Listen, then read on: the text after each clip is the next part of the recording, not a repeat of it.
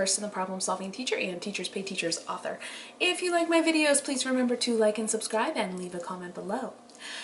Today we are going to be talking about 5 steps to easily price your TpT products so they sell. As a new seller, it's scary to think about pricing a TpT product. When I was first starting out, it was hard to believe that someone would pay me for my ideas. I had always been a teacher who used TpT products, the free ones. Like that was all I looked at, was free products. So it was strange for me to think that I could make money. How much would people be willing to pay? The first advice I followed for pricing a TpT product I got from a YouTube video. So when I first started out, I was watching as many YouTube videos as I could to see how to sell on TpT. And one of the sellers explained that if someone buys something for less than $3, then the seller has to pay extra money. The seller decided that she was only going to charge $3 per lesson or more. It seemed like a good idea to me, so that's what I did for a long time. As I learned more, I believe that it's less than $3 in one transaction. I would tell you to look it up on the TpT forums to be 100% sure. So if I sold a lesson for $1.50 and that same person bought another lesson for $2, so their total transaction was $3.50 plus tax, I wouldn't be charged extra. But again, if you really want to dive into the, make sure it's 100% accurate, then I would check out the TpT forums. So $3 seemed like a good standard for a long time. The longer I spent in the TpT world, the more theories I heard about pricing a TpT product. Like, I was surprised that it was such a big conversation. I was like, isn't it just $3 or more? There were theories about 20 cents per page, or this or that, this much per page. All of these theories floating around out there. So, why is it important to price a TpT product correctly? The reason is because that is what people are willing to pay for it. How often has your decision in a store been made because it was the cheapest price? Or how many times have you spent extra because the brand was such high quality that it made it worth it? My husband and I were just talking about a tumbler brand that we were like, you know what? We didn't understand why people were always spending the extra money on this brand. It's way more expensive. And then we were like, but it's durable, it lasts, it keeps the coffee or drink hot longer than other brands, and it's dishwasher safe. Why wouldn't we spend the money on something really good quality rather than keep buying something new hoping it works? So sometimes the extra money is worth it. The price we choose is important, but you don't need to stress over it. The price is not set in stone. Just because you type it in, the first time you put something up to sell, you type in $3, it does not mean that you are always going to have to charge $3 for that product. You are allowed to change the price, just like they do in stores, right? So I am going to give you some guidelines for pricing a TpT product. There is no hard, fast answer, but I'm going to try to give you some help so that when you are pricing your products, you have a guidelines and a process that you can kind of walk through to see what you should do.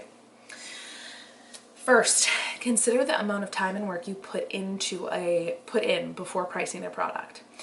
If this is your first TpT product, remember that you must post that first product for free. If it's not one that you want to put up for free, make another product and plan on putting it up for free. Your first product that you post on TpT must be free. You can change that product later on, but the first one that goes up on your site before you can charge anyone for anything must be free. It is hard. It's a hard thing to do, to put up that free product after all the time and work you've put into it, but that's the rule. Also remember that your first few products are going to take you forever. You are going to be spending a lot of extra time figuring out how to do all of the things. And then when you look back on that first product that you were so proud of a year from now, you are going to be like, this is awful. what was I thinking? And you're going to redo it and you're going to like it much better. So just remember that the creation process is learning, and that first product that when you're like, hey, how much should I charge? Oh, I spent like 6 hours on this one product. You probably should be thinking, hey, I spent probably 3 hours on it, and three hours on the product and 3 hours learning, trying to figure things out. So just keep in mind that it's new for you. So once you've kind of evolved a little bit, you've done a little bit of work, and you know how to create products, it's time to start thinking about how much time and energy and effort you put into your product. Did you mostly copy and paste from page to page? Because there are definitely products that I've made like that, where it's just a lot of repetition from page to page. Did you have to do a lot of research to make your product on par with the very best? Because I've done that too, where I've done tons of research, hours and hours of research to try to make it the very best. How much content is in the product compared with symbol or filler work? Anything that you create that is truly longer, bigger content is more valuable. If it's harder for a teacher to recreate that, it is worth more. All right, number 2, add more value to your product before pricing it. So you might have created something for your classroom and you know all the answers and you know exactly how it works because it's your creation and it's in your classroom. And it's a curriculum or idea that you've been working with for years. And so you know it inside and out. But the customer on TpT does not know it inside out. So what can you do to help them out to make it better? If you had a group of students who is really low or really high, what would you add to that lesson to meet those students' needs? How can you add more value to the product? Are you going to add an answer key, add standards, add multiple levels? Make it more valuable and more appealing to your customer. All right, number 3, check what other sellers are charging before you price a product on TpT. So do not copy the price of other sellers. That is not what I'm saying. But if you are just starting out, it can be helpful to see their prices. If you want to charge $10, but nobody is charging more than $5, how much are you going to sell? However, if your content is that much more amazing than those other sellers, maybe you should be charging 10. Because if your content is that much more valuable for the teachers than the descriptions of the ones that are similar, you should charge more. But you have to take a look and kind of know what's out there, especially for some lessons compared to others, then before you charge. So like now when I create a poetry lesson, in general, my poetry lessons are between $3 and $4. It's very rare that I make it longer than that. If it's $3, it's a basic poetry lesson. It comes in black and white. There are several options for how teachers can make it look for their students, and I try to provide a lot of variety. There's a teacher set of directions, there's a student set of directions, there's a digital and a printable copy, both in black and white. So I've tried to add a lot of value to that product and make it a good learning experience. And so I know that if I add like a little extra lesson beforehand to help the students understand something, I'm probably going to charge $4. And if it's just a little bit more basic, true to the poetry, then it's probably going to be about $3. But I don't tie myself to a specific price. However, for a lot of my research products, I put in a lot more time and energy into those. So those are usually a little bit more. And I do the same things where I'm creating digital, printable, black and white, color, and trying to give the teachers options. And then I just started, well, sometime last year I started a narrative writing unit. And when I first started that, I looked at what a lot of the other sellers were charging for their narrative writing lessons, because I kind of want to be on par with them, but I also want to charge what my content is worth, because I'm creating a PowerPoint lesson and a student workbook and all of these like little mini activities for the kids to do. So I need to charge what it's worth. But I also can't charge, you know, some of those bestsellers that are ranking top when I type in narrative writing. I can't charge, you know, like $20 more than them for the same.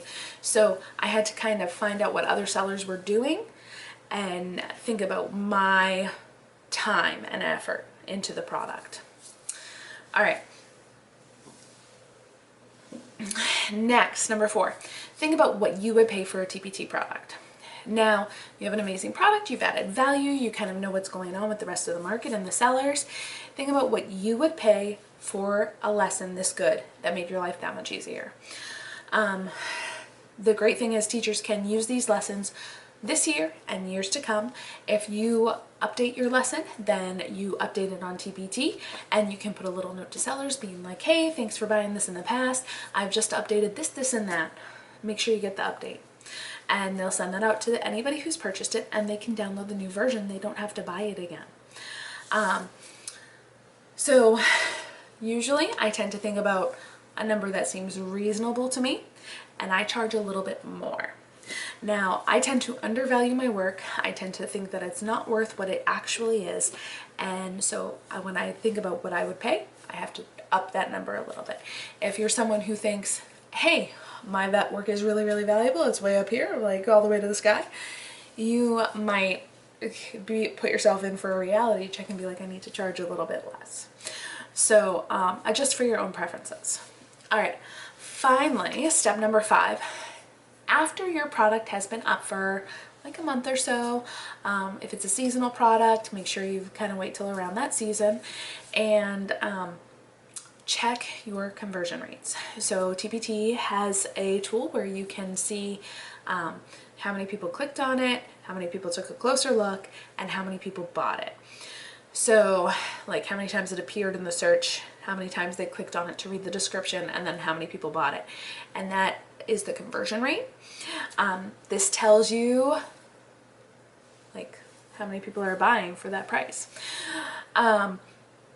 Conversion rates are not extremely high. If it is extremely high, you can probably charge more. If it's really, really low and not selling, then you might want to try charging a little bit less. It could be more to do with other things that are making it not sell, but conversion rates do have something to do with it. So you can always play with that number a little bit based on your conversion rate. I would like to see my products converting at around 15%. You do not have to believe this is the end-all be-all number. Do not be like, hey, somebody on YouTube told me 15%. I just think that if my products are selling around a 15% conversion rate, I think that's pretty good. I'm happy with that. I've heard different theories on that too. If you want to scour the internet for different theories on the conversion rate and the number that it should be, feel free. I've also heard, there's conversion rates for email openings and all of these other things too.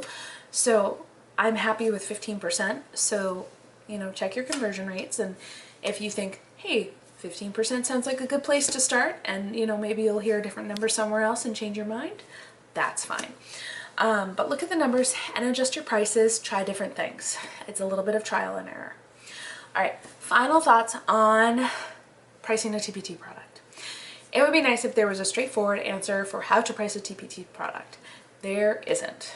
There are several factors that go into determining the price. It depends on the time and work you've put into the product. It depends on the grade level and the amount of content that's included. Yes, high school resources are way more valuable, and you can charge more for those high school resources than you can for kindergarten resources. It depends on if it was a simple copy and paste or if you had to do a lot of research. There are so many factors, and too many to simply tell you to charge $3, to tell you to charge 20 cents per page. That's not the answer. So think about what works, and remember, you can always go back and change the price and try new things. All right, hopefully this process kind of guides you through how to price a new TpT product. I know that whenever I'm creating something in a new area of content, I kind of go back to this process to help me figure it out. And then once you kind of know your niche, it's a little bit easier for, within that niche or within that product line. So if you have questions, leave them down below. leave a comment. Let me know how your conversion rates are going, like what numbers you're seeing. I'd love to hear that. And have an awesome day.